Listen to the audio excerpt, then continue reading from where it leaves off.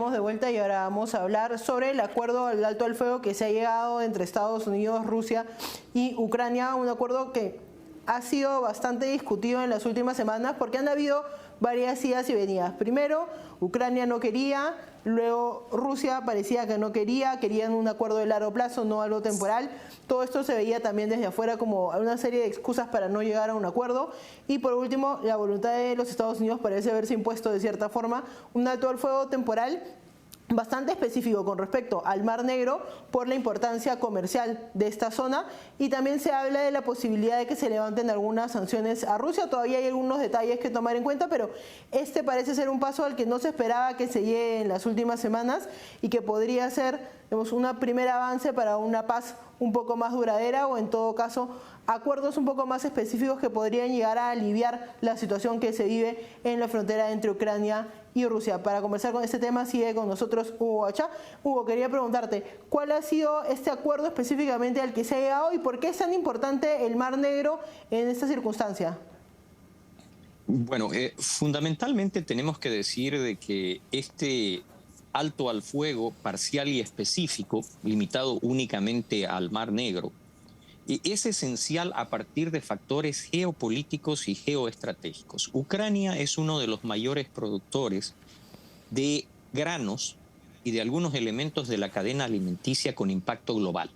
Es más, tú debes recordar de que al comienzo del conflicto se manifestó, inclusive en el seno de las Naciones Unidas, la preocupación porque en buena medida la seguridad alimentaria de países en lugares tan lejanos como el África, y en una relación de cadenas productivas que alcanzaban básicamente todos los continentes, la guerra de Ucrania agravaba un tema que siempre ha sido sensible a escala global, que es el tema de la disponibilidad y la seguridad con relación a la provisión de alimentos. A partir también de allí es bueno recordar de que este no es el primer acuerdo que se intenta en esta región. Desde el acuerdo de 1997 entre Rusia y Ucrania para el establecimiento de flotas independientes hasta la invasión que se da de la península de Crimea a raíz de una serie de desacuerdos con relación a Sebastopol, de la actitud que tuvo en ese momento el gobierno norteamericano a la administración del entonces presidente Barack Obama. Y si después vemos lo que sucedió a partir de la invasión, hay hitos que han demostrado de que Rusia no ha tenido una inclinación o una constancia al cumplimiento de esos acuerdos. Quiero recordarte de que esos acuerdos en algún momento también contemplaron la protección de la libre navegabilidad, ¿no es cierto?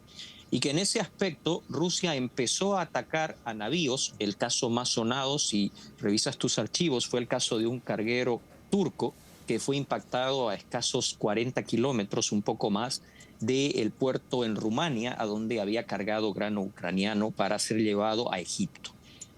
Este tipo de situaciones te da la pauta de que para Rusia este acuerdo, como lo dijera el propio Dmitry Peskov, no es una situación permanente, de que para ser implementado se tienen que levantar determinadas sanciones, y enfatizó de que se tienen que cumplir las condiciones establecidas por Vladimir Putin con relación a la suspensión inmediata de toda asistencia en materia de defensa y de inteligencia a Ucrania. Esto se topa hoy con un obstáculo muy grande.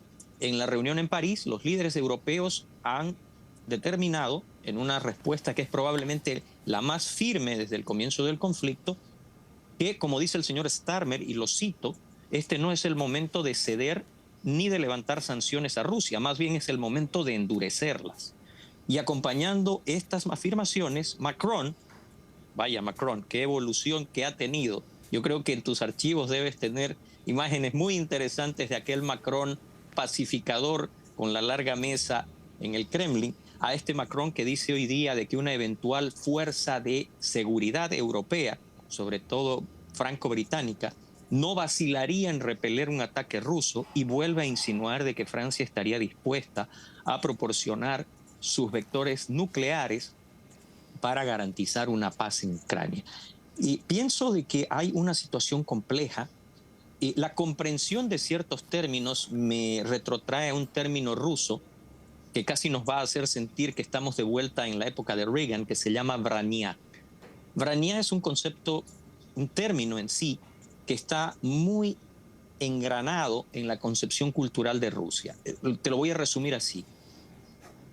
Yo te miento, tú sabes que yo te miento, yo sé que tú sabes que yo te miento, pero en función de alcanzar algún tipo de resultado, vamos a continuar mintiendo hasta que alcancemos una condición conveniente.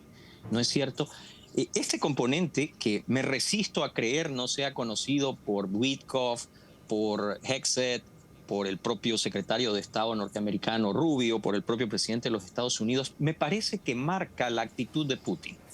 Porque a pesar de todo lo que se ha intentado vehicular, objetivamente en el campo de batalla, hoy Vladimir Putin tiene muy poco que mostrarle a su base de apoyo en relación a todo lo invertido en la agresión a Ucrania. Y ninguno de los objetivos, ni los iniciales con la famosa operación especial de los 3 días, ni los que después fueron cambiando, se han modificado sustancialmente como para decir que los ha obtenido. Te doy un ejemplo solo.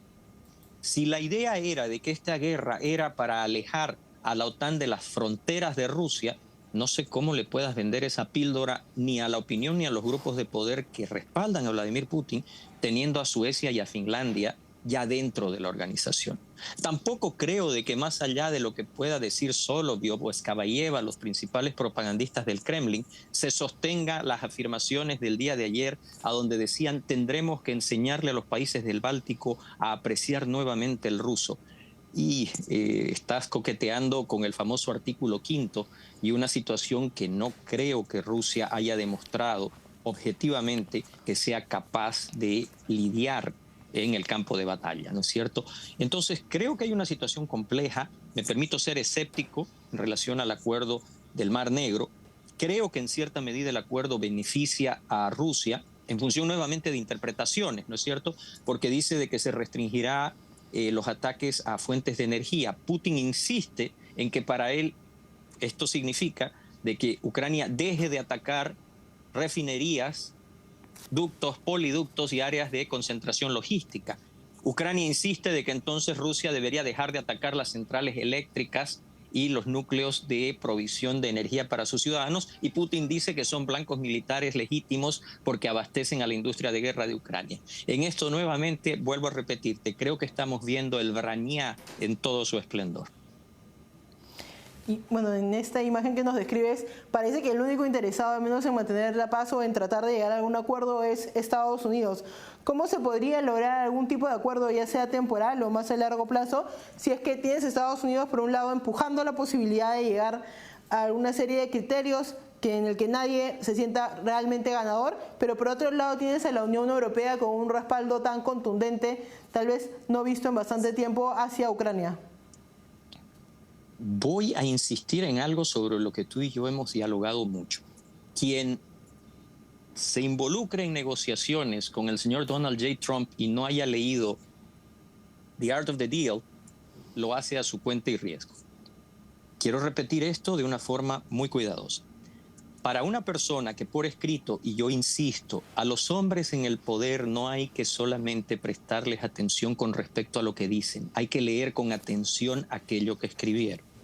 Y el presidente Donald J. Trump es muy claro en sus expresiones.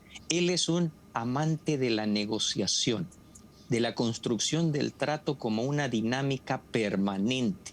Todo trato es perfectible y a veces la negociación es el fin en sí mismo. Si entendemos eso, yo voy a insistir en un punto que sigue flotando un poco en el background de toda esta situación. Trump en cada intervención vuelve a repetir que es inminente la firma de una versión ampliada del acuerdo sobre tierras raras y minerales.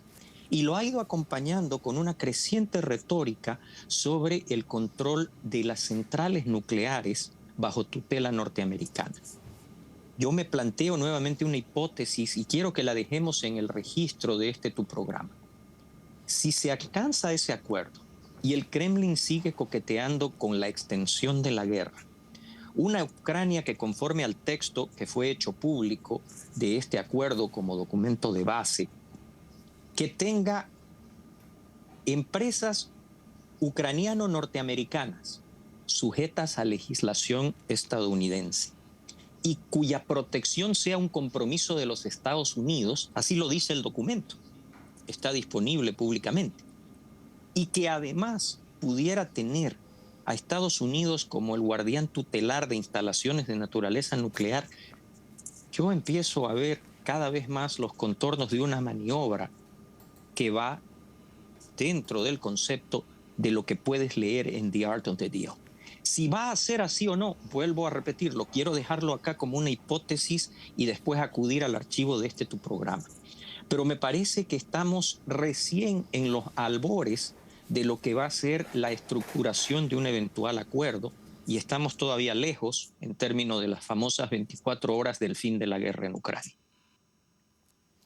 No, y además teniendo en cuenta que creo que hay otro factor que analizar, que es que el gobierno de Trump es solo un término, ¿no? Son 4 años y luego va a venir un cambio, y eso también tiene algún tipo de influencia, no solo por el lado del Partido Demócrata y dónde terminará en cuanto al liderazgo, sino también por el lado del Partido Republicano, que tiene ciertos elementos que también son más alineados con tal vez la oposición europea, pero eso es lo que nos va a dar para analizar en otro programa. Muchas gracias por acompañarnos, Hugo.